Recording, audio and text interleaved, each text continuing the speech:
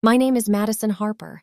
I am 34 years old, and if you had any real talent, Madison, you wouldn't be buying a pile of dirt in the middle of nowhere because it's frankly embarrassing to tell the neighbors that my daughter lives in a shack, were the final poison-laced words my mother, Brenda, spat onto the dusty floorboards of my porch before she turned her back on me and climbed into her pristine white 2024 Lexus RX 350. I stood there, the copper taste of humiliation sharp in my mouth, watching her tires kick up gravel as she sped away from the 14-acre property I had just purchased in the rural outskirts of Ojai, California. For the last 12 years, I have lived a life defined by cold steel, glass skyscrapers, and the relentless, soul-crushing hum of a high-frequency trading floor. As a senior risk compliance officer, I am the woman who ensures that $400 million portfolios remain within the razor-thin margins of federal regulation, a job that requires me to clock 65 hours a week and navigate the treacherous egos of billionaire investors who wouldn't recognize my face if I sat across from them at dinner. My life was a series of spreadsheets, audits, and panicked phone calls at 3 a.m, a digital existence where I managed wealth I would never touch and protected people who viewed me as nothing more than a necessary clerical expense. But before I take you further into how that pile of dirt became my fortress, let me ask you to consider the weight of a parent's disappointment when it is used as a weapon of control. I grew up in the shadow of my older sister, Savannah, who was the golden child of the Harper household in the affluent suburbs of Greenwich, Connecticut. Savannah was the daughter who married a junior partner at a private equity firm and drove a slate-gray Porsche Cayenne, the daughter who produced 2 perfectly manicured grandchildren and hosted Christmas dinners that looked like they had been staged for a lifestyle magazine. I, on the other hand, was always the disappointment, because I chose a path of quiet, grueling labor rather than performative success. While Savannah was being praised for the size of her diamond engagement ring, I was sitting in a windowless cubicle at a firm in Lower Manhattan, surviving on lukewarm coffee from a Keurig and checking the compliance logs for offshore accounts. My mother, Brenda, a woman who measured human worth by the zip code of one's primary residence and the brand of one's handbag, could never understand why I didn't use my 6-figure salary to buy a condo in a trendy part of Brooklyn. Instead, I saved every penny, living in a cramped, rent-controlled apartment in Queens where the radiator hissed like a dying animal and the floorboards groaned under the weight of my exhaustion. I didn't buy the designer clothes she expected. I didn't vacation in the Hamptons, and I certainly didn't find a husband who could provide the social capital she so desperately craved for her social circle at the local country club. The breaking point came when I finally decided to leave the corporate treadmill behind. I had reached a level of burnout that felt like a physical illness, a heaviness in my chest that no amount of sleep could cure. I took my savings, which I had meticulously managed with the same precision I applied to my portfolios, and I bought what my mother called a shack. In reality, it was an 1890s farmhouse that had been neglected for decades, sitting on a stretch of land where the air smelled of sage and dry earth instead of exhaust and desperation. The day Brenda arrived to see it, she didn't even step out of her car at first. She just rolled down the window of her Lexus and stared at the peeling white paint and the overgrown weeds with a look of pure, unadulterated disgust. She didn't see the structural integrity of the cedar beams or the potential in the rich volcanic soil. She only saw a lack of status. She saw a daughter who had failed to become a reflection of her own vanity. When she finally did step out, her heels sank into the soft dirt, ruining a pair of $800 Jimmy Choo pumps, and that was the moment her simmering resentment boiled over into that final, cruel evaluation of my life's work. But I am getting ahead of myself, because to understand why those words hurt so much, you have to understand the life I was leaving behind. Imagine waking up at 4:45 every morning to the aggressive chime of an iPhone 15 Pro, the screen already cluttered with urgent emails from London and Hong Kong. My morning routine was a mechanical process. I would grind expensive beans in a Breville Barista Express, the sharp, metallic whir of the machine being the only sound in my silent apartment. And then I would head into the city. My office was located on the 42nd floor of a glass tower, where the air was filtered and recycled until it felt thin and lifeless. I spent my days staring at Bloomberg terminals, watching lines of green and red data flicker across the screen, knowing that a single decimal point out of place could result in a multi-million-dollar fine for the firm. I was responsible for the risk management of a $400 million fund, a weight that felt like a physical pressure on my shoulders every single hour of the day. My boss, a man named Marcus who wore $7,000 bespoke suits and smelled of expensive sandalwood and arrogance, only spoke to me when there was a problem. To him, I was a safety net, an invisible force that allowed him to take massive gambles with other people's money. I was the one who stayed until 9 p.m. to finish the quarterly filings while he was at a steakhouse in Midtown, charging $500 bottles of Cabernet to the company account. I remember one specific Tuesday evening, about 6 months before I bought the farmhouse, when the sheer absurdity of my existence hit me. I was reviewing a series of trades made by a junior analyst that looked suspiciously like a violation of the Volcker rule.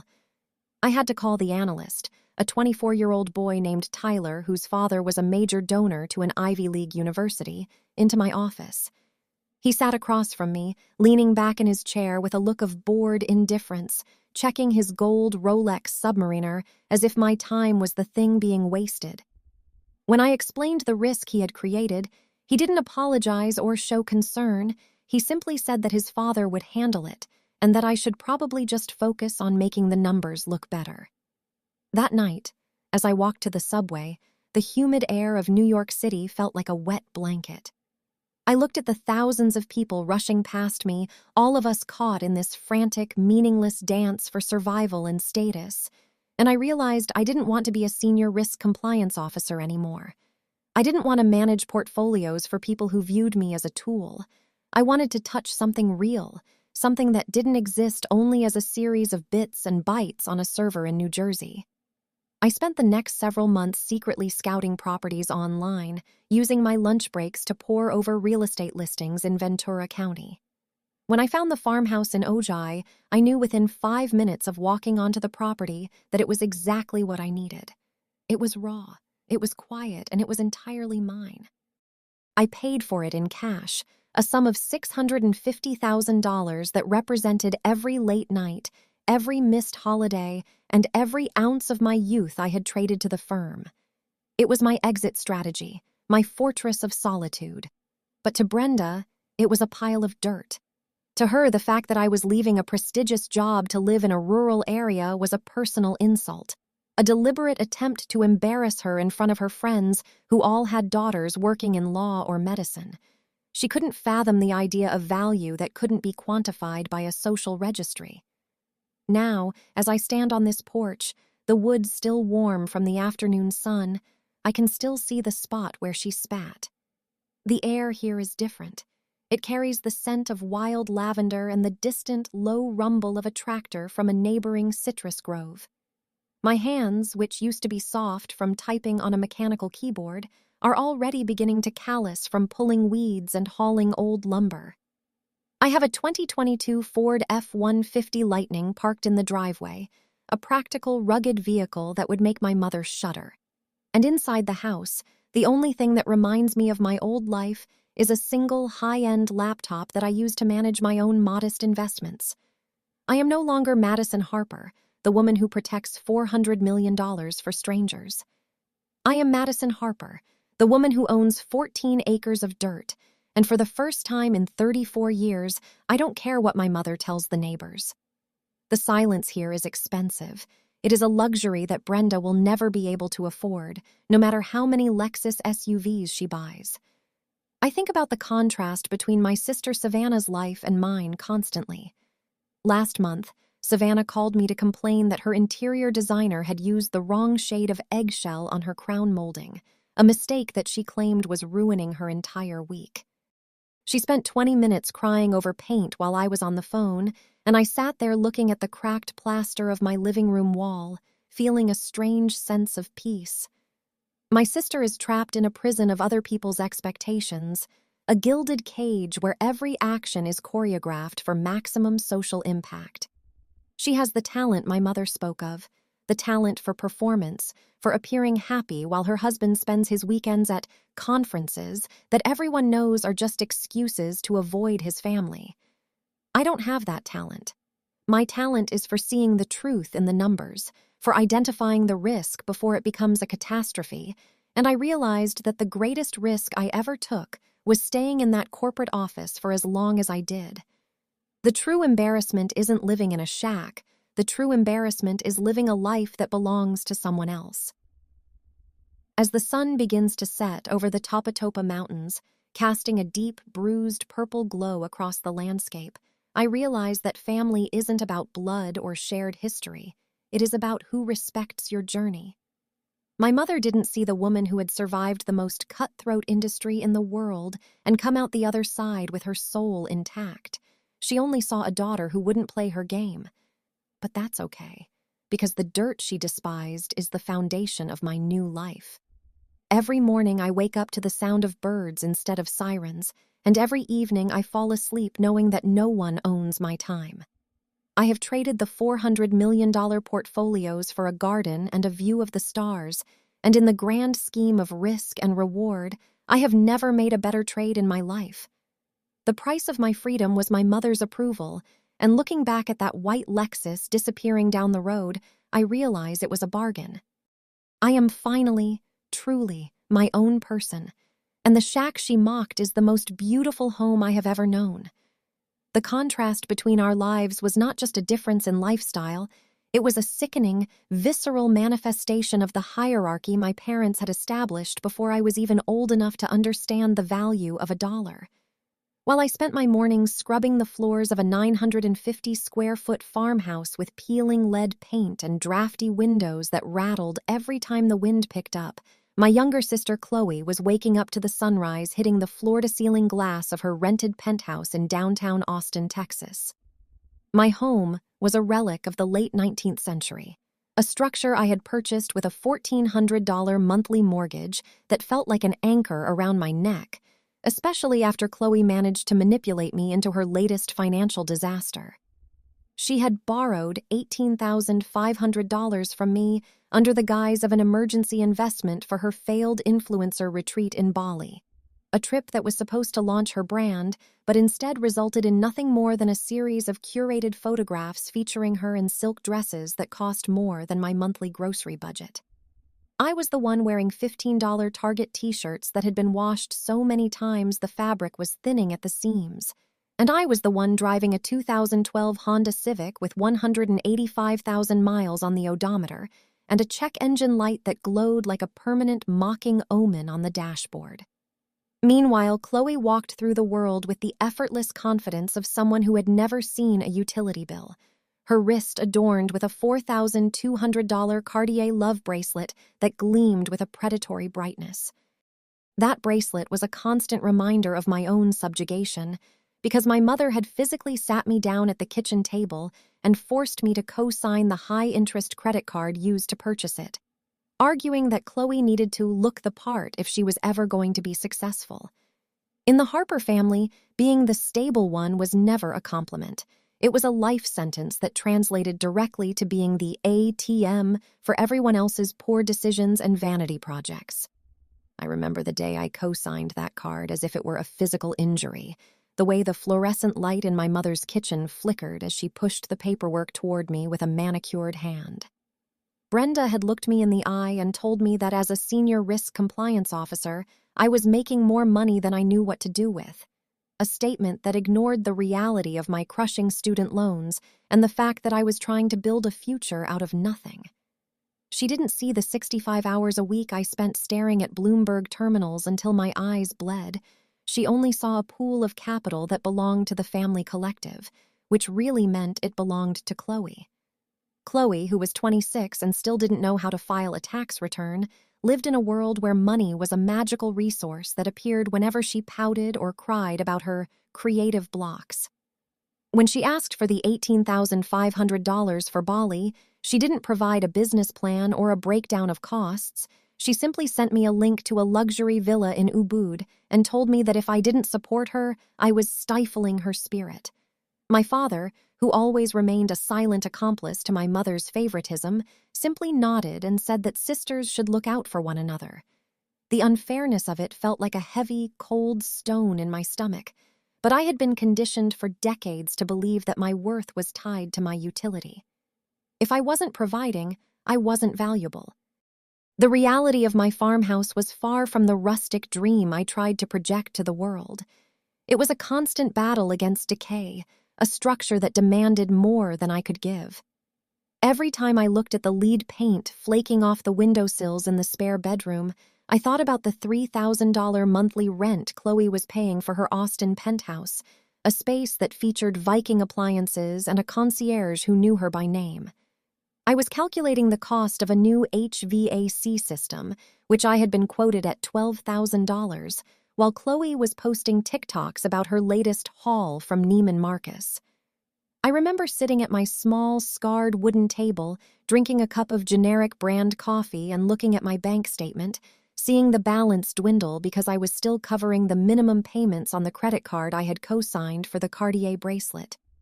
The interest rate was 24.9%, a predatory figure that made my professional skin crawl, yet I was the one sacrificing my credit score to ensure Chloe could maintain the illusion of wealth. I was the one managing $400 million portfolios at work, ensuring every cent was accounted for and every risk was mitigated. Yet in my personal life, I was the primary shareholder in a family corporation that was headed for bankruptcy. The irony was that my family viewed my frugality as a sign of my lack of ambition. Brenda would visit me and make comments about the musky smell of my house, never acknowledging that the smell was simply the scent of old wood and the fact that I couldn't afford to replace the insulation. She would look at my 2012 Honda Civic, which made a high-pitched squealing sound every time I turned the steering wheel, and suggest that I should treat myself to a new SUV, as if the money for a $60,000 car was just sitting in a drawer somewhere. She had no concept of the $18.5 I had lost to Chloe's Bali trip, or the fact that I was currently the one paying for our father's specialized physical therapy sessions, which cost $400 an hour and weren't fully covered by his insurance. I was the silent engine keeping the family ship afloat, but because I didn't decorate the deck with expensive ornaments, they assumed the engine was cheap. Chloe was the ornament, polished and shining and entirely useless, yet she was the one they toasted at dinner parties. I remember a specific night when the weight of this disparity almost broke me. I was working late on a compliance audit for a new hedge fund, the glow of my laptop screen the only light in the farmhouse. Outside, a coyote was howling in the distance, a lonely, haunting sound that matched my internal state. I got a notification on my phone, an Instagram post from Chloe. She was at a high-end sushi restaurant in Austin, the kind of place where a single piece of Osetra caviar nigiri costs $50. She was holding a glass of Veuve Clicquot, her Cartier bracelet catching the light of the restaurant's chandelier, and the caption read, "Hard work pays off. Manifest your dreams." I looked at that post. Then I looked at the bowl of instant ramen sitting next to my laptop, and I felt a surge of rage so powerful it made my hands shake. Hard work? I was the one working. I was the one who had sacrificed my 20s to a cubicle. I was the one who had learned the intricacies of the Dodd-Frank Act and the SEC's reporting requirements while she was learning how to edit her waistline in Lightroom. The manifestation she was talking about was just my bank account being drained by 1,000 cuts of familial obligation. The dynamic was always the same. Chloe would overspend, my mother would panic about the social implications of Chloe's failure, and I would be summoned to fix it.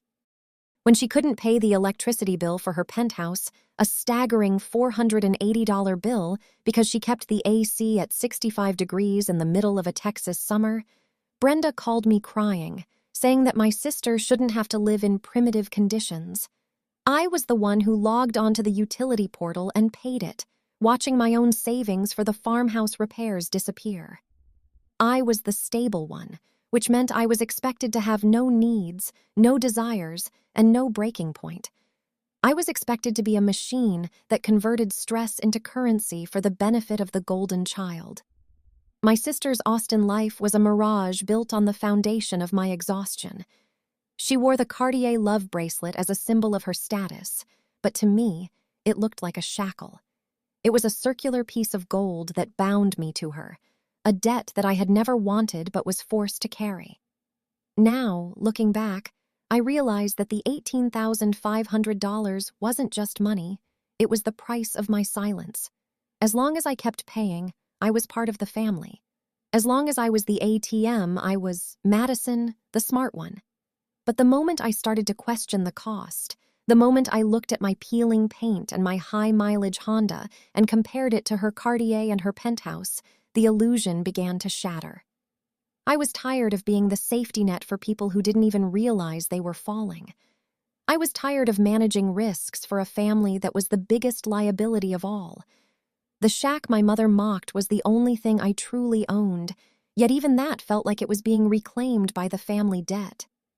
Every time I walked across my squeaky floorboards, I was reminded that I was paying for two lives, the one I was living in the dirt and the one Chloe was performing in the clouds. And as I looked at my bank account that night, seeing the balance dip below the $3,000 mark for the first time in years, I knew that the stable one was about to let the whole structure collapse. I was done being the silent partner in my own exploitation.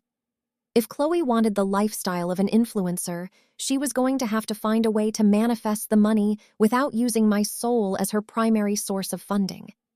Family is supposed to be a support system, not a parasitic relationship where one person provides the blood and the others provide the drama. I was done being the ATM, and it was time for the Harper family to realize that when the machine stops giving out cash, the party is over.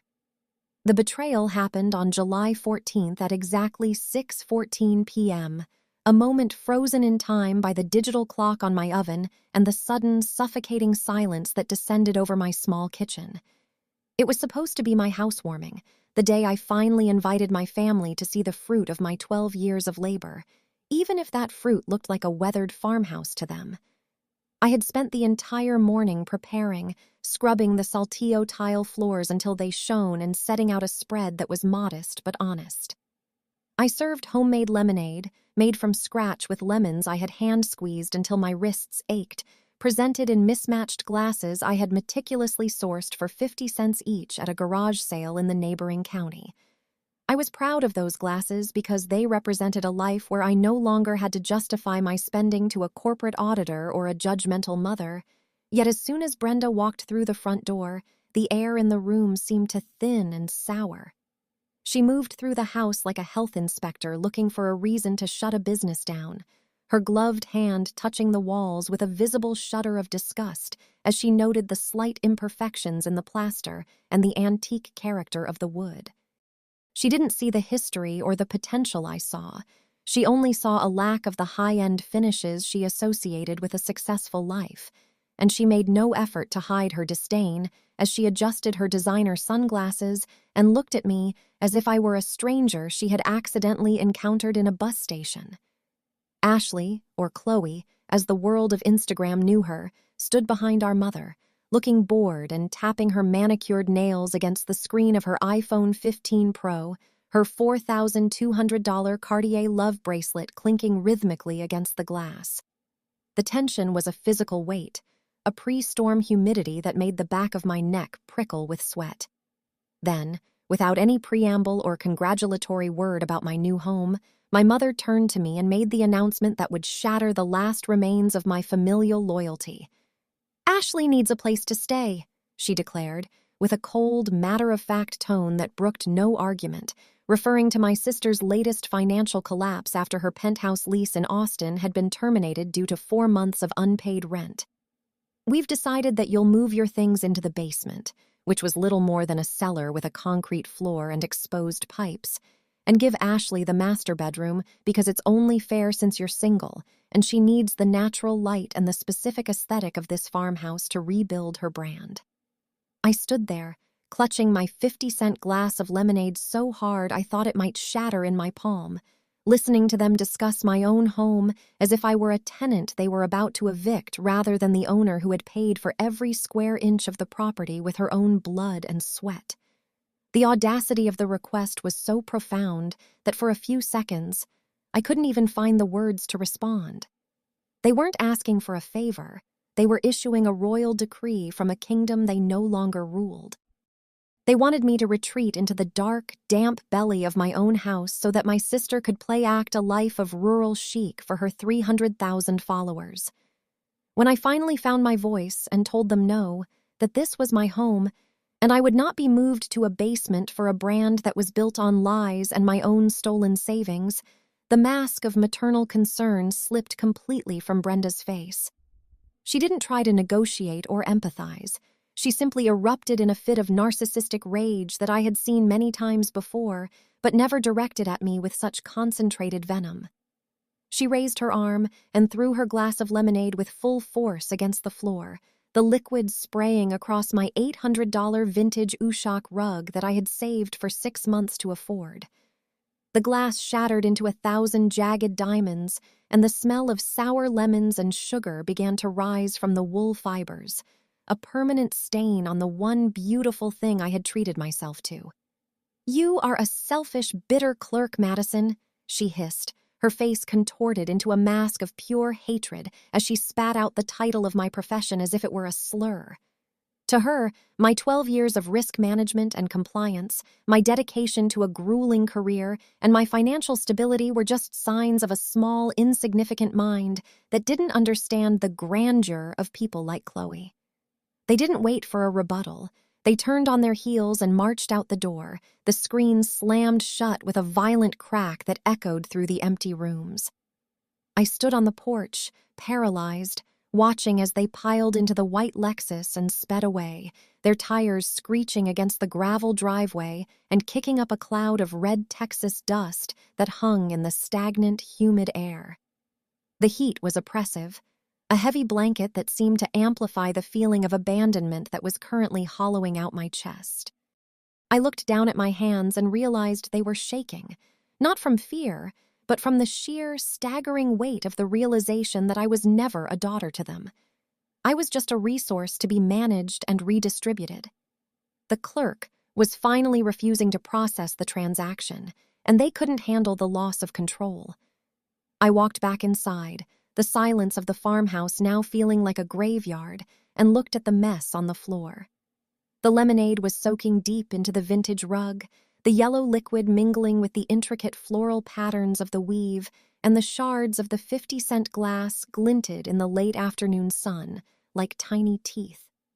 I knelt down on the floor, the heat of the house pressing in on me since I couldn't yet afford to run the ancient air conditioning unit for more than an hour a day, and I began to pick up the pieces of glass one by one. Each shard felt like a memory of a holiday I had funded, a bill I had paid for Chloe, or a time I had stayed silent while Brenda belittled my choices. I realized then that my mother's disgust with my home wasn't about the peeling paint or the rural location. It was about the fact that this house represented my independence. It was a physical barrier that she couldn't cross without my permission, and by refusing to give up the master bedroom, I had effectively told her that her power ended at the property line. The sting of being called a bitter clerk should have hurt more, but as I scrubbed the lemonade out of the rug with a mixture of white vinegar and water, I felt a strange sense of clarity. If being a clerk meant I had the discipline to save, the intelligence to invest, and the strength to own my life outright, then I would wear that title like a suit of armor.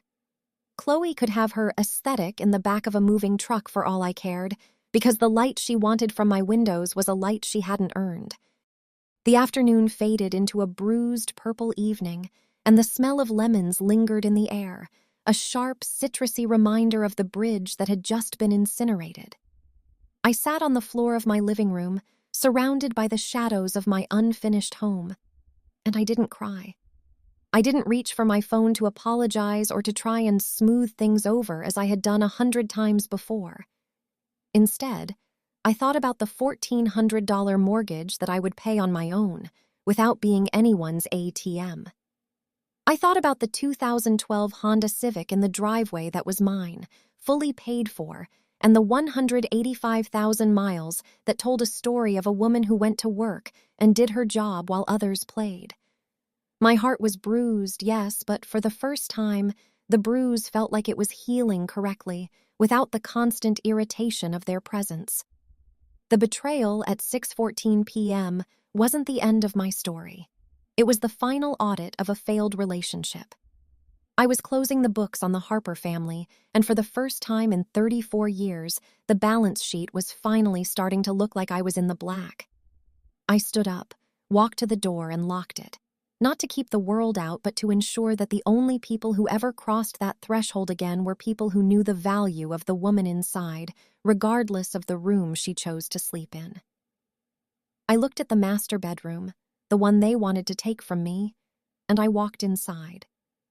The sun was setting, casting long, golden fingers across the hardwood floors and highlighting the dust motes dancing in the air. This was the aesthetic Chloe wanted to steal, the peace she wanted to colonize. I sat on the edge of my bed and realized that the pile of dirt my mother mocked was actually the only solid ground I had ever stood on. I was Madison Harper, the woman who managed risk for a living, and I had finally identified the greatest risk of all, the belief that I owed my life to people who only loved me for what I could give them. The sour smell of the lemonade would eventually fade, the rug would dry, and the house would be quiet again. Tomorrow I would wake up at 5 a.m., not to handle a crisis in London or to fix a mistake for a billionaire, but to work on my own land, to repair my own walls, and to build a life that was entirely, unapologetically mine. The clerk was officially off the clock, and the woman who owned the farmhouse was just getting started. I closed my eyes and listened to the crickets beginning their nightly chorus in the Texas brush, their steady, rhythmic song a far more honest sound than any words my mother had ever spoken to me. I was home, and for the first time, that word didn't feel like a debt. It felt like a victory. I sat on that sagging cedar porch until exactly 2:45 a.m., the humid Texas night pressing against my skin like a physical weight, while the rhythmic, mechanical clicking of crickets provided the only soundtrack to my solitude. I didn't cry because tears felt like a luxury I could no longer afford, and a weakness I refused to grant the people who had just sped away in their luxury SUV, leaving me in a cloud of dust and shattered glass. My eyes were dry and fixed on the darkness of the horizon, but my mind was as sharp and cold as the shards of the 50-cent glass currently embedded in my vintage rug inside. I reached for my MacBook Pro, the aluminum casing feeling cool and grounding against my palms, and as the screen illuminated my face with a harsh blue glow, I felt a shift in my internal architecture.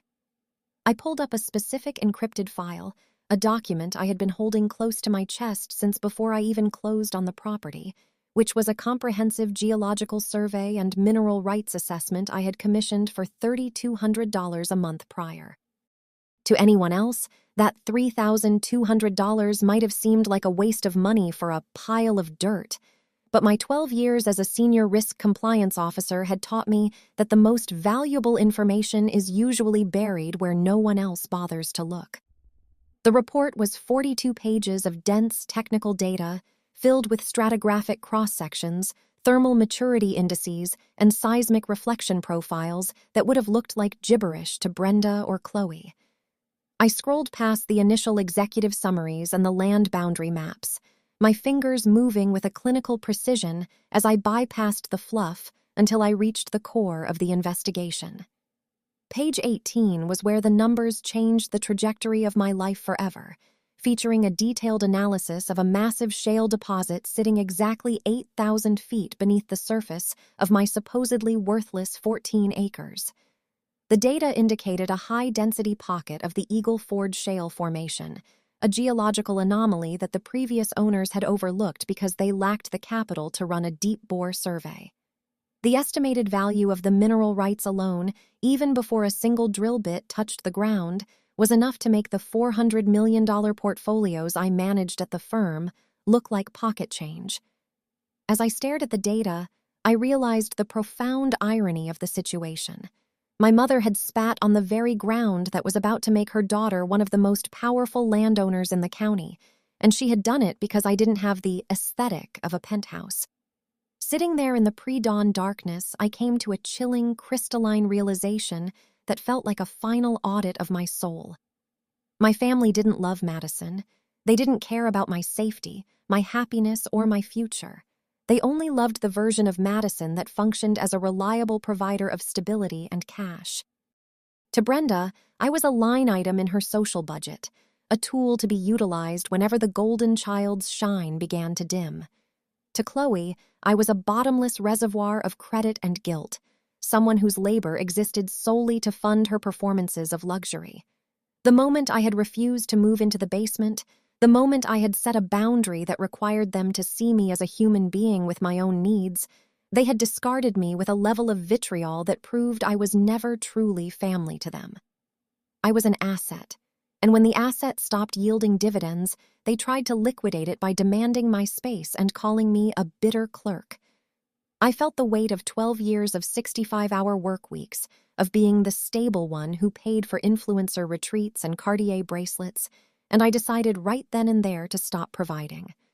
I was going to close the vault, shut down the ATM, and let the Harper family find out exactly how much it costs to live the life they thought they were entitled to without my quiet, invisible labor keeping the lights on. The silence of the night was no longer oppressive. It was empowering.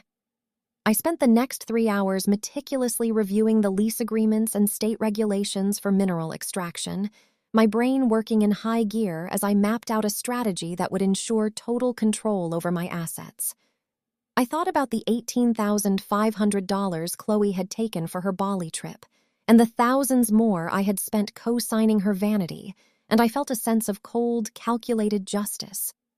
I was going to let her believe she had won by leaving me in this shack.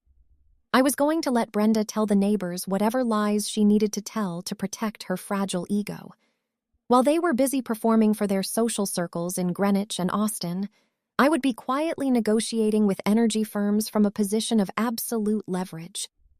I looked at the 2012 Honda Civic parked in the shadows, its faded paint a badge of honor now, and I smiled for the first time in weeks. They saw a woman struggling to pay a $1,400 mortgage. I saw a woman sitting on an empire that was 8,000 feet deep and wider than their imaginations could stretch. By 5 a.m., the first fingers of dawn began to bleed over the Texas brush, painting the sky in shades of bruised orange and dusty rose. I went inside and finally cleaned up the mess on the floor, picking up the last of the glass with a wet paper towel and scrubbing the lemon scent from the rug one last time. Every movement was deliberate, a ritual of shedding the skin of the stable daughter. I looked at my reflection in the darkened window of the kitchen and didn't see a clerk or a disappointment. I saw a woman who had spent a decade managing risk for people who didn't deserve it, and who was finally going to apply those skills to her own liberation. The report on page 18 wasn't just about shale or minerals, it was a certificate of independence. I closed my laptop, the soft click of the lid sounding like the locking of a safe. The Harper family had seen their last cent from me. They wanted a shack, they wanted a pile of dirt, and they wanted a basement-dwelling daughter they could ignore until they needed a loan. They were going to get exactly what they asked for, but they were never going to get me again. I spent the rest of the morning drafting a formal letter to the credit card company to revoke my co-signature on Chloe's account, a move that would effectively freeze her ability to spend another dime on my credit within 48 hours. I also pulled the records for my father's physical therapy bills and prepared to send a polite clinical email to my parents stating that as a selfish, bitter clerk, I could no longer justify the $400 hourly expense for a family that didn't respect my home.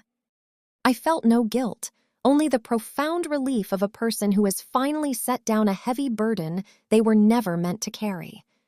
My pile of dirt was about to become a fortress of absolute financial autonomy. The transition from the ATM to the owner was complete, and as I watched the sun fully crest the horizon, I knew that the next time I saw my mother or my sister, it would be on my terms, in my world, and they wouldn't even have the words to describe the woman I had become. I was Madison Harper. I was 34 years old, and I was finally, irrevocably done being the safety net for people who didn't know how to walk on their own 2 feet. The technical details of the geological survey kept circling in my mind: the specific gravity of the shale, the projected flow rates, and the legal frameworks for surface use agreements. These were the things that mattered now, the tangible, physical realities of the land I owned. My mother had looked at the peeling lead paint and seen failure, but she had failed to see the foundation. She had failed to see that a woman who can navigate a $400 million portfolio can certainly navigate a 14-acre land play.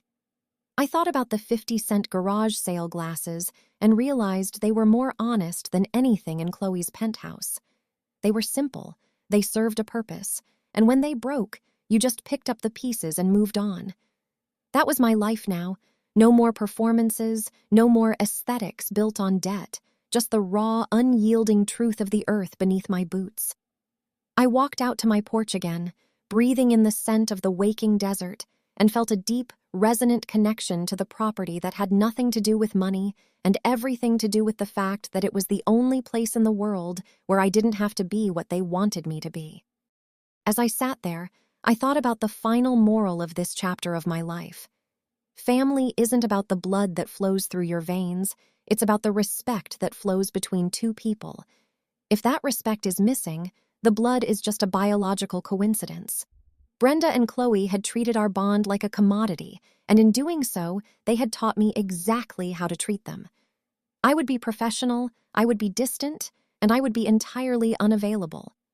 The worthless daughter was about to become the most successful person they had ever known, but the best part was that they would never truly understand how it happened, because they never bothered to look beneath the surface.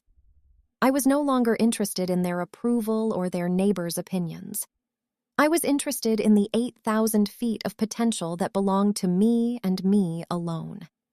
The sun was up, the day was beginning, and for the first time in my life, I wasn't working for a firm or a family. I was working for myself, and the dividends of that labor were going to be more spectacular than anything a Greenwich Country Club could ever dream of witnessing. The next morning, the Texas sun rose with a blistering intensity that mirrored the fire growing in my chest as I drove my 2012 Honda Civic away from the farmhouse and toward the gleaming glass towers of downtown San Antonio for a meeting that would officially dismantle the life my mother thought I deserved. I pulled into the parking structure of a building that housed the law offices of Silas Vance, a mineral rights attorney whose reputation for being a shark in the energy sector was as well known as his penchant for absolute discretion. Walking into his suite on the 28th floor felt like entering another dimension, a world where the air was perfectly chilled to 68 degrees and the atmosphere smelled of expensive mahogany, aged leather, and the rich, bitter aroma of $80 an ounce espresso being brewed in a sleek Jura Giga 10 machine. Silas was a man of precise movements and few words, a professional who didn't care about my peeling lead paint or my $15 Target shirt. He only cared about the 42-page geological survey sitting on his desk and the fact that I held the undisputed title to a massive shale deposit. We sat across from each other at a desk carved from a single slab of dark wood, and with a Mont Blanc Meisterstück fountain pen that glided across the parchment with a satisfying, silent grace, I signed the lease agreement with Silver Oaks Energy. The terms of the deal were the kind of numbers that could make a person's heart stop. An upfront signing bonus of $2,450,000 and a staggering 18.5% royalty stake on every single barrel of oil extracted from my 14 acres of dirt. As I sat in that quiet, high-altitude office, the silence was broken only by the soft chime of my iPhone 15 Pro, notifying me that the wire transfer had officially cleared. I opened my Chase Sapphire banking app, my hands remarkably steady for someone who had been called a bitter clerk less than 24 hours ago, and stared at the figure reflecting back at me. $2,450,000 and 0 cents. The sight of those 7 digits didn't make me feel like a different person. It made me feel like the person I had always been, finally equipped with the armor I needed to defend myself against a family of parasites. This wasn't just money.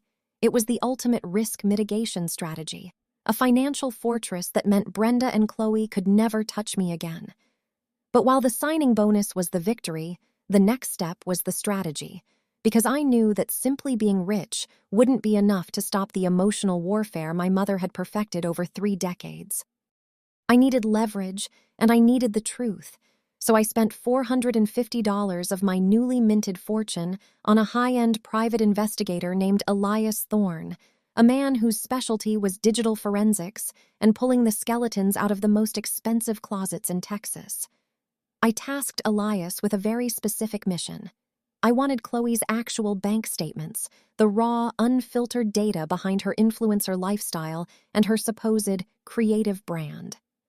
For years, my sister had operated in a cloud of financial ambiguity, claiming she was investing in herself while bleeding me dry for $18,500 retreats and $4,000 bracelets. I sat in a small, nondescript coffee shop across from Silas Vance's building, sipping a black coffee and watching the pedestrians rush by, while I waited for the digital file to arrive. When my phone finally buzzed with the encrypted PDF from Elias, the reality that unfolded on the screen was even more pathetic than I had imagined. Chloe's accounts were a graveyard of overdraft fees, high-interest payday loans, and desperate transfers from our mother's dwindling retirement fund. The $18,500 I had lent her for Bali hadn't gone toward a retreat or a marketing team. It had been used to pay off a massive credit card debt she'd accrued at luxury boutiques in Dallas and to fund a 3-week binge of room service and champagne. She wasn't an influencer. She was a professional victim, a woman whose entire existence was a house of cards held together by the glue of my labor and Brenda's enabling. The contrast between the $2,450,000 sitting in my account and the negative $342 in Chloe's primary checking account was a sickening indictment of the Harper family dynamic. My mother had spat on my porch because she was embarrassed by my shack, yet she was currently subsidizing a daughter who was one missed payment away from total social annihilation. I looked at the line items on Chloe's statements: $500 for hair extensions, $1,200 for a social media consultant who was clearly just a bot farm, and endless charges for artisanal cocktails and Uber Blacks. There was no talent there, no business acumen, and certainly no aesthetic that wasn't bought with someone else's misery. I felt a cold, clinical detachment as I saved those files to a secure cloud drive. The bitter clerk now had the ledgers for every lie they had ever told, and for the first time in my life, I felt the immense power of being the only person in the room who knew the truth. I drove back to my farmhouse, the 2012 Honda Civic humming along the highway, and as I pulled onto my gravel driveway, I looked at the pile of dirt with new eyes. Beneath the dry grass and the sagebrush lay a reservoir of energy that would power a city, and within my own mind lay a reservoir of resolve that would finally break the cycle of abuse. I walked onto the porch where Brenda had stood and where she had declared me selfish, and I sat down in my old wooden chair, the one that creaked under my weight. I didn't feel the need to buy a new car or a designer wardrobe. The $2,450,000 gave me something much more valuable than status. It gave me the ability to say no and mean it. I thought about the 18.5% royalties that would start flowing in once the first rig was established, a constant stream of income that would dwarf anything my mother had ever earned as a bookkeeper or anything my father had made at his manufacturing plant. I was no longer an ATM. I was the bank, and I was officially closing the accounts of everyone who had defaulted on their love for me. That afternoon, I began the process of systematically detaching my life from theirs, starting with the revocation of the co-signature on Chloe's Cartier-laden credit card.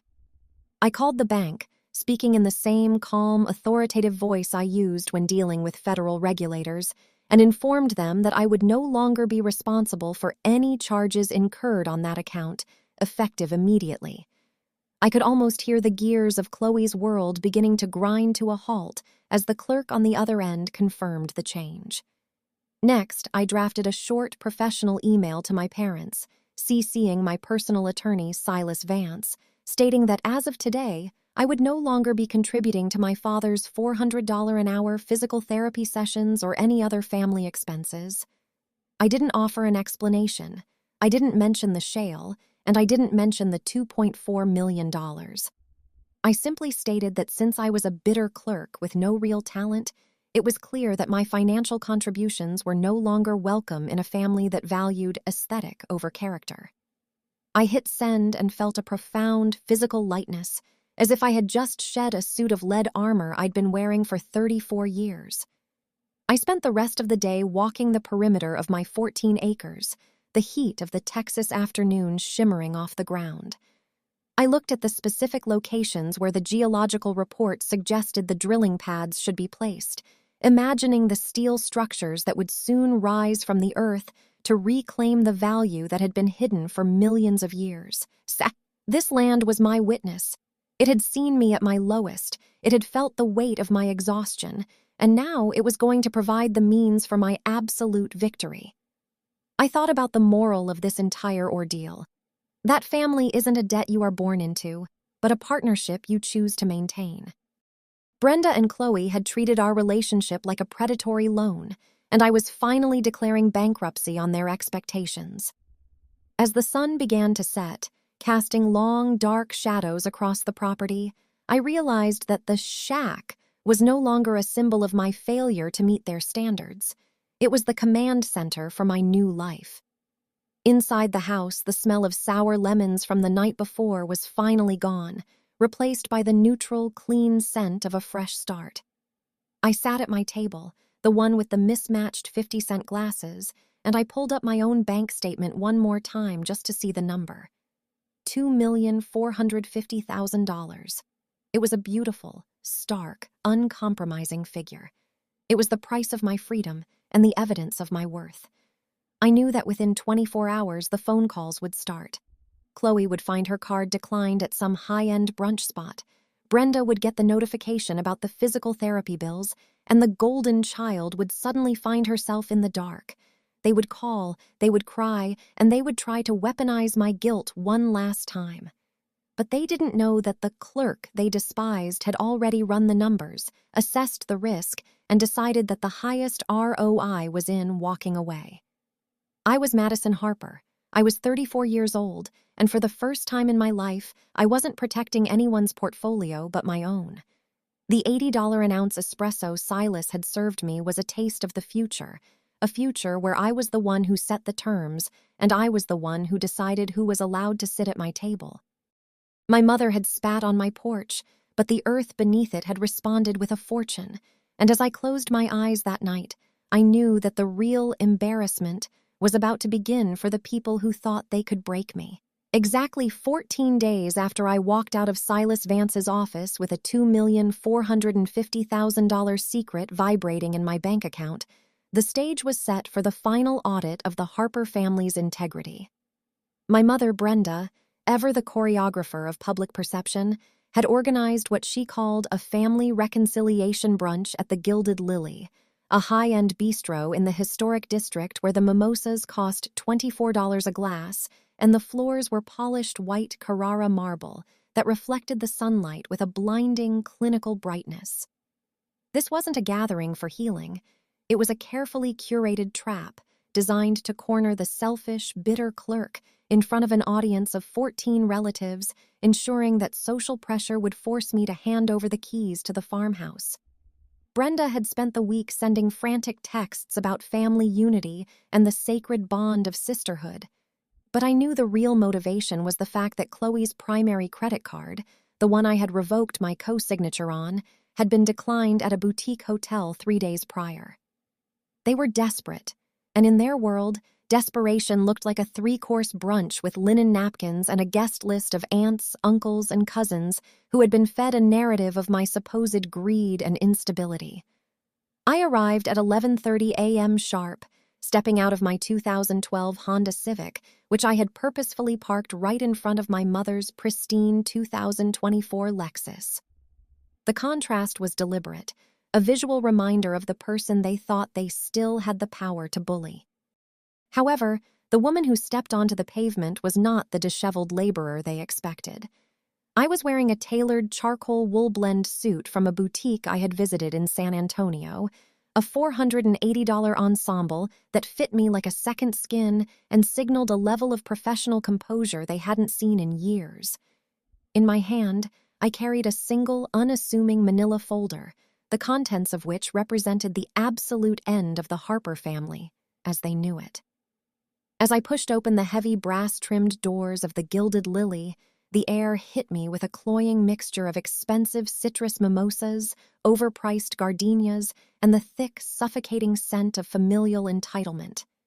The bistro was bustling with the Sunday morning crowd, people in pastel linen and designer loafers, but the Harper table was easy to spot, a long, rectangular island of tension in the center of the room where 14 people sat waiting for the sacrificial lamb to arrive. Chloe was positioned at the center of the table like a tragic queen, already nursing a glass of chilled Prosecco and wearing a brand-new $2,800 Prada Clio bag draped over the back of her chair. The bag was a defiant statement, a piece of leather and hardware that likely represented her last remaining line of credit, or perhaps a loan from our mother's depleted savings. When she saw me, she didn't smile. She narrowed her eyes and adjusted her $4,200 Cartier bracelet, the gold glinting in the restaurant's chandelier light, as if to remind me of the debt she thought I still owed her. Brenda stood up, her face a practiced mask of maternal concern that didn't quite reach her cold, calculating eyes, and she gestured to the empty chair at the foot of the table. "Madison, you finally made it," she said, her voice carrying just enough volume to ensure the surrounding tables heard her tone of forgiveness. "We were so worried you'd decided to keep being difficult, but we're all here now to help you do the right thing for the family." I took my seat, placing the manila folder on the white tablecloth with a deliberate, soft thud that seemed to echo in the sudden silence of our group. I looked around at the faces of my relatives, Aunt Martha, who always asked why I wasn't married, Cousin Leo, who had borrowed $5,000 from me 3 years ago and never mentioned it again, and my father, who sat at the other end of the table staring into his black coffee as if he could find a spine at the bottom of the cup. They all looked at me with a mixture of pity and expectation, fully believing the story Brenda had told them, that I was a lonely, struggling woman who was hoarding a farmhouse out of spite while my poor, creative sister was facing homelessness. The waiter arrived, offering me a menu that listed a lobster frittata for $65, but I simply shook my head and ordered a glass of sparkling water. I wasn't there to eat. I was there to conduct a liquidation of my emotional liabilities. The conversation started with the usual pleasantries, a thin veneer of civility that lasted exactly 6 minutes before Chloe leaned forward, her voice trembling with a carefully rehearsed fragility. "Maddie, we just don't understand why you're being so cruel," she whispered, reaching out to touch the Prada bag as if for strength. "You know my brand is at a critical juncture, and that farmhouse is the only place with the right light for my winter campaign. It's not like you're using the master bedroom for anything other than sleeping alone." Brenda jumped in immediately, her hand coming down on the table with a sharp, authoritative click of her wedding ring against the marble. "It's settled then," she announced to the table, ignoring the fact that I hadn't said a word. "Madison will move her things into the basement by Friday, and we've already hired a moving crew for Chloe's furniture. It's about being a team, Madison. It's about not being the selfish person you were at your housewarming." I watched them for a moment, the sheer, staggering arrogance of their plan unfolding like a slow-motion car crash. They had already hired movers for a house they didn't own, for a daughter who couldn't pay her own phone bill, all while sitting in a restaurant where the bill for this single meal would likely exceed $1,000. The entitlement was a physical presence in the room, a thick fog of delusion that I was finally about to burn away. I reached out and slowly opened the manila folder, pulling out the first of 3 documents I had prepared. The first was the bank statement Elias Thorne had procured, detailing Chloe's negative balance and her history of frivolous spending. The second was the geological report from Silver Oaks Energy, specifically page 18 with the shale deposit highlighted in a vibrant neon yellow. And the third was a copy of the $2,450,000 wire transfer receipt, showing my name and the 7-figure balance that now sat in my account. I didn't raise my voice when I started to speak, but I used the tone I reserved for the most high-stakes compliance audits, cold, factual, and utterly devoid of emotion. I think there's been a misunderstanding about who is providing for whom in this family, I said, sliding the bank statement toward Chloe. My sister looked down, her face turning a ghastly shade of pale as she saw her own financial failures laid bare on the table for our entire extended family to see. Before anyone could speak, I slid the second document toward my mother. "This is a geological survey of the pile of dirt you spat on 2 weeks ago," I continued, watching as Brenda's eyes darted over the technical terms and the highlighted shale deposit. "And this," I said, placing the wire transfer receipt directly on top of Chloe's Prada bag, "is the signing bonus I received 48 hours ago for the mineral rights to that dirt." The silence that followed was different from the one before. It was a heavy, suffocating vacuum. The air in the Gilded Lily suddenly felt much colder as the reality of the situation began to sink in. My mother's hand reached out to touch the wire transfer receipt, her fingers trembling as she read the number. $2,450,000. I saw the gears turning in her head, the sudden shift from disdain to a frantic, greedy recalculation of my worth. "Madison, honey," she began, her voice cracking. "We didn't know. We were just trying to look out for everyone's best interests." But I cut her off with a single sharp gesture of my hand. "No," I said. "You were looking out for the aesthetic. You were looking out for the golden child who has $18,000 of my money in her pocket and a negative balance in her bank account. You called me a bitter clerk, and you told me it was embarrassing to have a daughter who lived in a shack. Well, this clerk just closed the books." I stood up, the chair scraping against the marble floor with a sound like a finishing bell. I looked at my sister, whose Cartier bracelet now looked like a cheap trinket compared to the power I held in that folder. I looked at my father, who finally looked up, his eyes filled with a sudden, belated recognition of the daughter he had let be bullied for 34 years. And finally, I looked at Brenda, the woman who measured love in zip codes and Lexus models.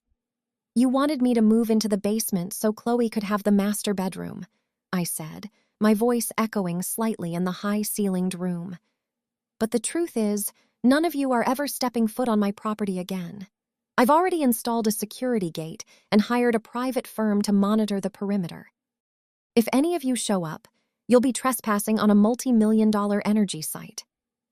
The family reconciliation brunch was over. I picked up my manila folder, leaving the copies of the bank statements and the geological report on the table like a bill that had finally come due. As I walked away, I heard the sudden, sharp outburst of my mother's voice, no longer sweet or concerned, but shrill and desperate as she began to berate Chloe for her lies. I didn't look back. I walked out of the Gilded Lily and into the bright, uncompromising Texas sun.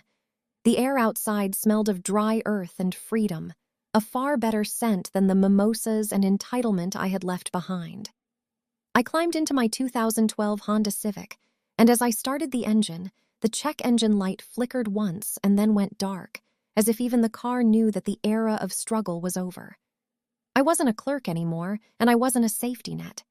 I was a woman with 14 acres of shale, $2.4 million in the bank, and a future that belonged to no one but myself. The trap had been set, but it was the hunters who had been caught in the teeth of their own greed. I drove away from the bistro, heading back to my farmhouse, my shack, my fortress, knowing that the only thing more valuable than the oil beneath my feet was the silence I had finally earned. Family isn't blood. Family is who stays when the truth comes out, and the truth had just walked out the door in a charcoal suit. As I reached the edge of town, I looked in the rearview mirror and saw the city skyline receding, a world of glass and ego that I no longer had to navigate. I thought about the 18.5% royalties that would soon begin to flow, a constant reminder that the earth provides for those who are patient and disciplined. My mother could tell the neighbors whatever she wanted now, but she would be doing it from a house she could barely afford to heat, while I built a life on the foundation of the very dirt she despised. The moral of the story was simple. Never underestimate the person who manages the risk, because they are the only ones who know exactly when the payoff is worth the cost of the bridges they burn. I was home, I was rich, and for the first time in my life, I was completely, beautifully alone. The silence that stretched across the long marble table at the Gilded Lily was so thick it felt like a physical pressure, a vacuum of sound that seemed to suck the very oxygen out of the room as 14 of my closest relatives leaned in with the hungry, predatory expectation of a crowd watching an execution. Chloe was the first to break the tension, her lips curling into a triumphant, predatory smirk that didn't just ask for the keys but demanded them as her birthright, her hand reaching out across the white linen tablecloth with her fingers twitching in anticipation. "So, here are the keys, right, Maddie?" she said, her voice dripping with a false saccharine sweetness that made my skin crawl because it was the same voice she used right before she would ask me to bail her out of another disaster. I didn't say a single word, nor did I flinch under the weight of my mother's piercing, expectant gaze. Instead, I reached into the manila folder with the clinical detachment of a surgeon and began to hand out 14 identical photocopies to everyone at the table, moving from my aunt on the left all the way down to my silent father at the end. These weren't the keys to my freedom that they expected, but rather the cold, hard evidence of their own deceit, beginning with the official eviction notices from Chloe's downtown Austin penthouse, which proved she hadn't been seeking a new creative space, but had been forcibly removed for 4 months of non-payment. As the relatives began to whisper, their eyes darting from the legal jargon of the eviction to the detailed private investigator's report I had included, the atmosphere of the brunch shifted from a celebration of my submission to a post-mortem of Chloe's character. The report, which had cost me $450 of my signing bonus, highlighted in stark, unforgiving red ink exactly where the $18,500 loan I had given her had gone, showing that $12,000 of my hard-earned savings had been funneled into high-end Botox treatments at a boutique clinic and a collection of designer shoes that were currently sitting in the trunk of Brenda's Lexus. I watched the color drain from Chloe's face, her expensive foundation failing to hide the sudden ashen gray of her skin as she realized that the bitter clerk had finally audited her soul and found it bankrupt. Then, I pulled the final document from the folder, the heavyweight bond paper of the Silver Oaks Energy mineral lease, and I held it up so the sunlight hitting the chandeliers reflected off the official gold seal of the notary. "The shack you mocked, the pile of dirt you spat on because it didn't fit your aesthetic, is currently the registered site for 3 Tier 1 high-production oil rigs," I said, my voice dropping to a register that was as cold and uncompromising as a morgue slab in midwinter. I watched my mother's eyes widen, her hand flying to her throat as she processed the words "oil rigs" and the financial implications that came with them. But I wasn't finished with the demolition of her world. I haven't just leased the minerals. I've sold the surface rights to a major commercial extraction firm, and because the structural integrity of the farmhouse was deemed a liability for their heavy machinery, the house is scheduled to be demolished tomorrow morning at 7 a.m. sharp. I leaned forward, looking directly into Chloe's watering eyes, and felt a surge of pure, unadulterated clarity. "Chloe, your precious aesthetic, the natural light you wanted to steal from my bedroom, and the vintage character you wanted to colonize for your brand, is currently being reduced to a pile of splintered wood and rubble to make room for a gravel staging pad." The sound that followed was the most beautiful music I had ever heard in my 34 years of existence. The sharp, metallic ring of my mother's heavy silver fork hitting the Carrara marble floor and bouncing twice before skittering toward the kitchen. It was the sound of a woman losing her grip on the only power she ever cared about, the power of status and control.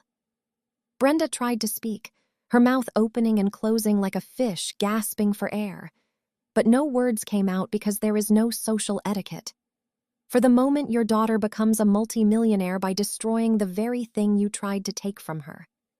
I stood up slowly, the tailored charcoal suit feeling like a suit of armor, and I looked at the 14 people who had come to witness my humiliation, only to find themselves at the funeral of their own greed.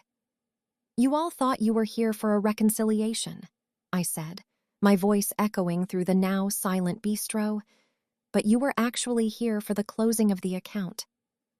I turned my back on the table, on the Prada bag that was now a symbol of a dead dream, and on the mother who had never known the value of the daughter who stood right in front of her. As I walked toward the exit, my heels clicking rhythmically against the marble, I felt the weight of 12 years of 65-hour work weeks finally lift off my shoulders. I was no longer Madison Harper, the stable one, the ATM, or the risk compliance officer for billionaires. I was Madison Harper, the woman who had turned a pile of dirt into a fortress. I pushed open the brass doors and stepped out into the Texas heat, but for the first time in my life, the air didn't feel heavy or suffocating. It felt like a fresh start. Behind me, I could hear the muffled sounds of an argument breaking out at the table, the relatives turning on each other now that the common enemy had disappeared and left them with nothing but the bill for a $1,000 brunch. I walked to my 2012 Honda Civic, but I didn't see a high-mileage car anymore. I saw a vehicle that had carried me through the desert to the promised land. I reached into my pocket and felt the single heavy brass key to the new black 2024 Chevrolet Tahoe High Country that was waiting for me at a dealership 10 miles away, a $24,000 deposit already paid in full. I sat in my car for a moment, looking at the reflection of the gilded lily in the rearview mirror, and I realized that the true moral of my story wasn't about the $2,450,000 or the 18.5% royalties.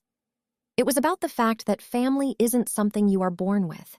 It is something you earn through loyalty, respect, and the courage to stay when things aren't aesthetic. Brenda and Chloe had failed the test, and in doing so, they had forfeited their right to my table. The demolition of the farmhouse wasn't just about making room for oil rigs.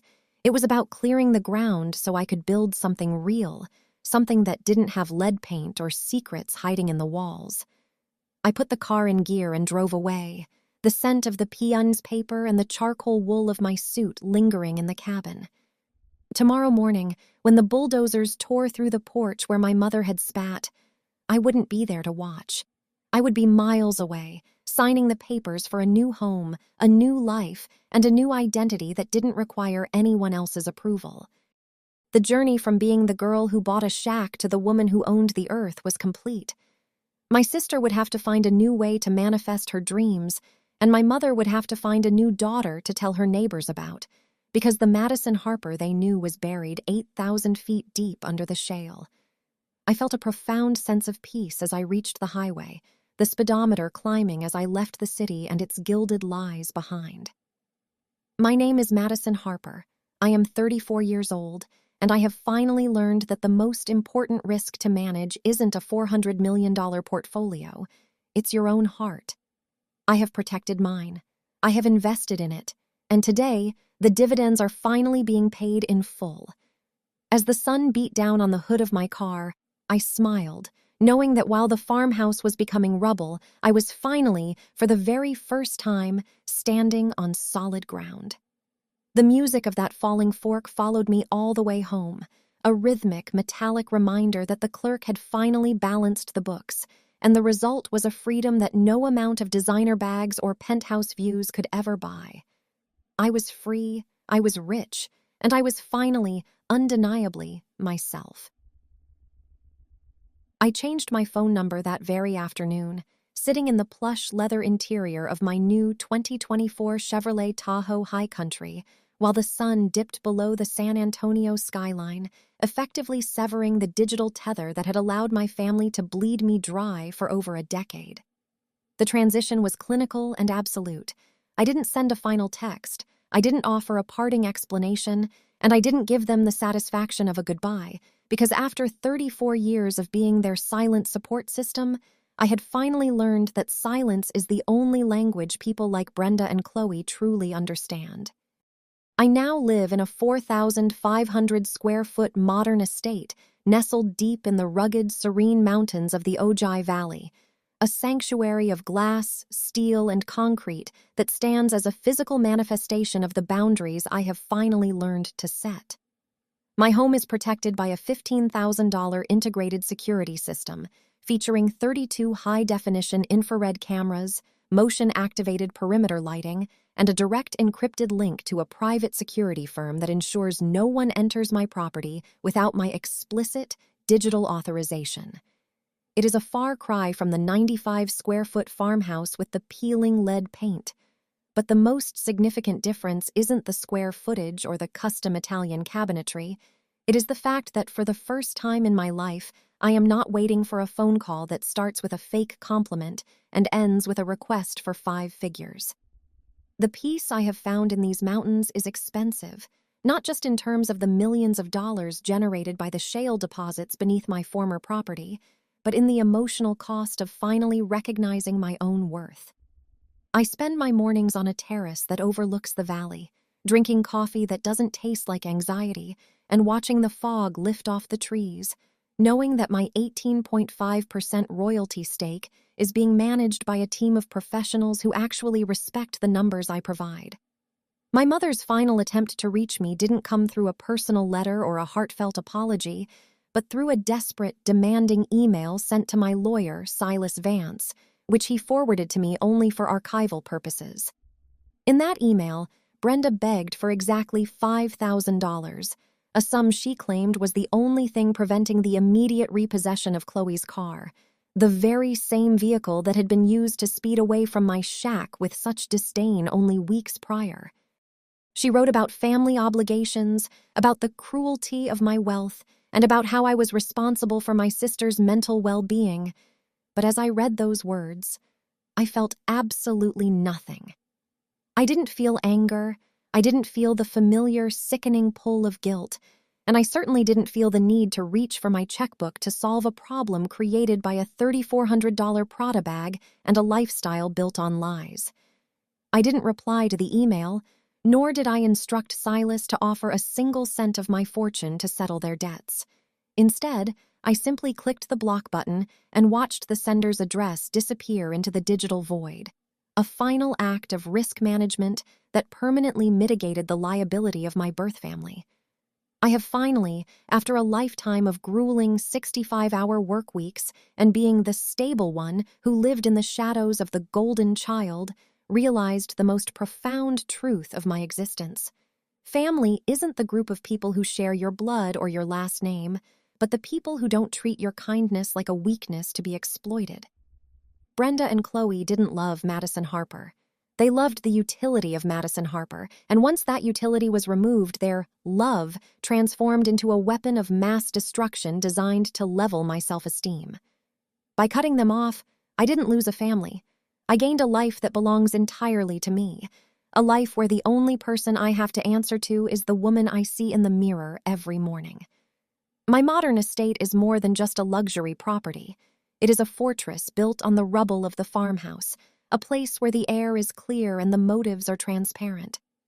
I think back to that afternoon at the Gilded Lily, to the sound of the silver fork hitting the marble and the look of pure, calculated greed in my mother's eyes when she saw the $2,450,000 wire transfer.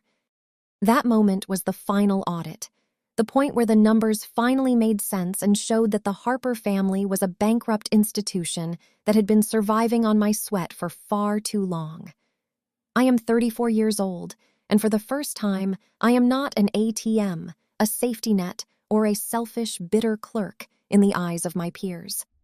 I am a woman of independent means who has navigated the most treacherous terrain of all, the landscape of a toxic home, and come out the other side with her dignity and her fortune intact. The $15,000 security system keeps the world out, but more importantly, it keeps my peace in, ensuring that the only voices I hear are the ones that bring value, respect, and honesty to my table. I have traded the $400 million portfolios of strangers for the quiet, steady growth of my own soul, and in the grand calculation of risk and reward, I have finally achieved the ultimate return on investment. As the sun sets over my mountain estate, casting long, golden shadows across the infinity pool and the native stone walls, I realized that the pile of dirt was the greatest gift I was ever given. Not because of the oil, but because it forced me to see who my family really was.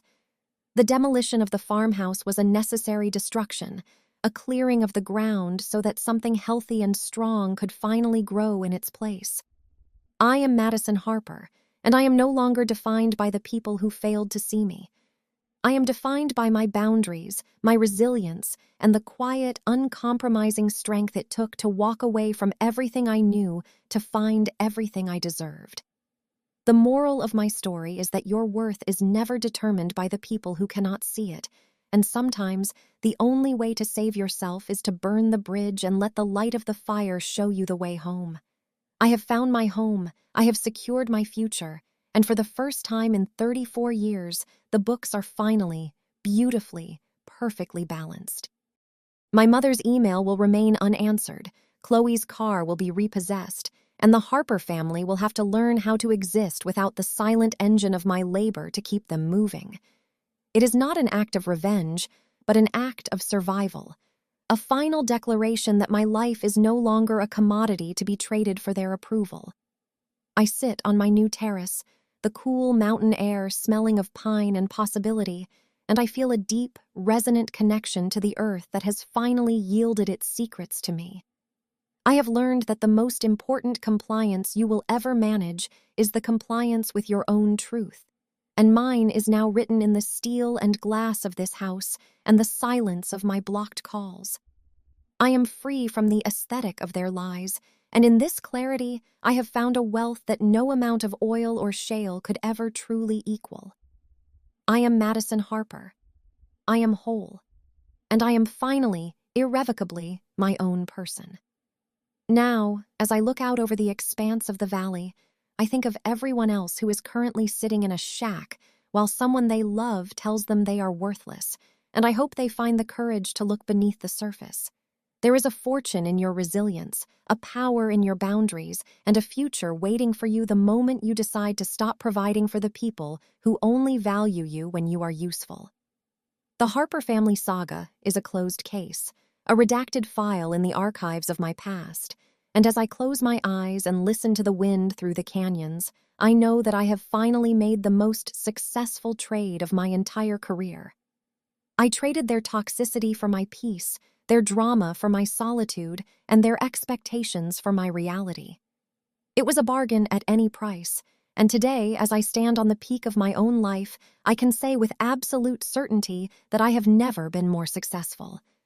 The clerk has left the building, and the owner has finally arrived.